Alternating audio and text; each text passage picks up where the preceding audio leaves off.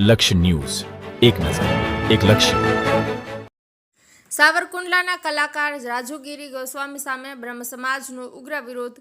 Police ફરિયાદ આપવામાં આવી. વ્યાસપીઠ પરથી અપમાનજનક નિવેદનો બદલ કાયદેસરની કાર્યવાહીની ઉગ્ર માંગ. ધાર્મિક લાગણી દુભાવવાનો આરોપ. સાવરકુંડલા સમસ્ત બ્રહ્મ સમાજ અને કર્મકાંડી બ્રહ્મ સમાજ દ્વારા કથાકાર રાજુગીરી કાશીગીરી ગોસ્વામી વિરુદ્ધ ઉગ્ર વિરોધ નોંધાવી સાવરકુંડલા ટાઉન પોલીસ સ્ટેશનમાં લેખિત ફરિયાદ દાખલ કરવામાં આવી છે. તેમની સામે ભારતીય ન્યાય સંહિતાના કલમ 31, 196, 296 અને 299 હેઠળ ગુનો નોંધવાની માગણી કરવામાં આવી છે. આ ફરિયાદ કથાકાર દ્વારા વ્યાસપીઠ પરથી બ્રહ્મ સમાજ અને અન્ય સમાજો વિરુદ્ધ અપમાનજનક તથા ઉશ્કેરણીજનક નિવેદનો કરે છે.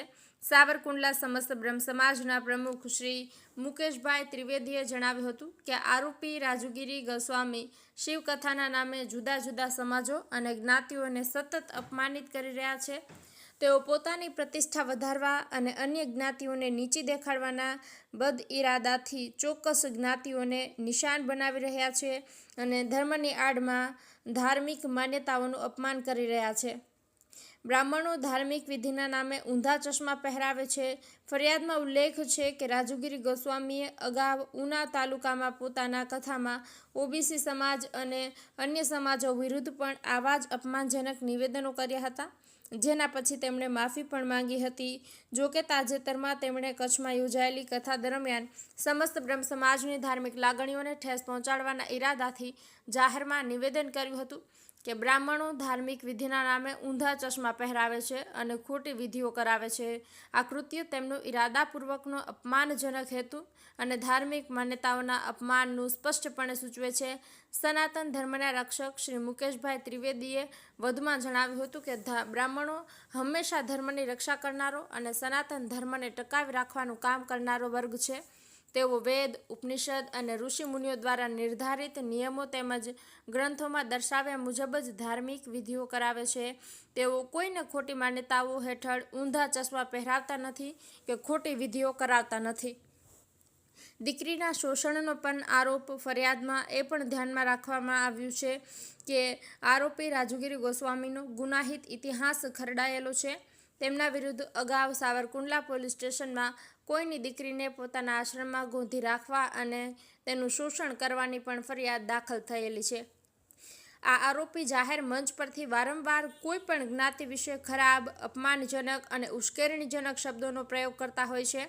આરોપી દ્વારા સમસ્ત બ્રહ્મ સમાજનું અપમાન કરવા, ધાર્મિક માન્યતાઓને ઠેસ પહોંચાડવા અને ધાર્મિક લાગણીઓને દુભાવવાના હેતુથી ઉચ્ચારણ કરવા બદલ તેમની વિરુદ્ધ તાત્કાલિક અસરથી ફરિયાદ દાખલ કરી કાનૂની રાહે કાર્યવાહી કરવાની માંગ કરવામાં આવી છે. યોગેશ ઉનડકટ, અમરેલી.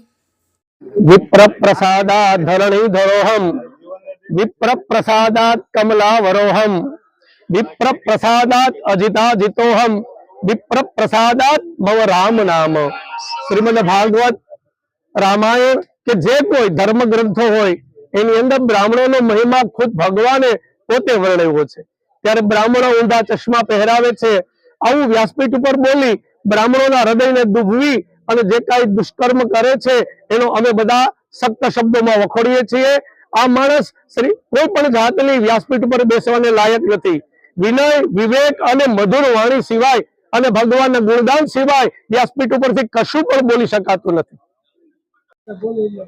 કચ્છ મુકામે કહેવાતા કથાકાર અને આરોપી એવા રાજુગીરી કાશીગીરી ગોસ્વામી દ્વારા પોતાને મોટા બનાવવા માટે થઈ, પોતાની પ્રસિદ્ધિ વધારવા માટે થઈ અને સમસ્ત બ્રહ્મ સમાજનું જાહેરમાં મંચ ઉપરથી અપમાન કરી અને એવા શબ્દોનો ઉપયોગ કરેલ હોય જે સત્યથી વેગળું હોય, તેમજ જે સામાજિક ધ્રુવીકરણને ઉપજાવનારું એવા વાક્યો એમને બોલવામાં આવ્યા છે. આજરોજ સાવરકુંડલા સમસ્ત બ્રહ્મ સમાજ, સાવરકુંડલાના સમસ્ત આગેવાનો, કર્મકાંડી બ્રાહ્મણો દ્વારા આ શબ્દોનો સખત શબ્દોમાં વખોડે છે અને તેની સામે લડાઈ કરવાના મૂડમાં આજે એમના વિરુદ્ધ ફરિયાદ દાખલ કરવામાં આવી છે કે જે સમાજ થકી આ સનાતન ધર્મ ટકી રહ્યો છે, જે ધર્મની ધુરા સંભાળે છે, તેવા સમાજની સામે એમે એવા શબ્દોનો પ્રયોગ કર્યો છે જે સ્વીકારી શકાય નહીં.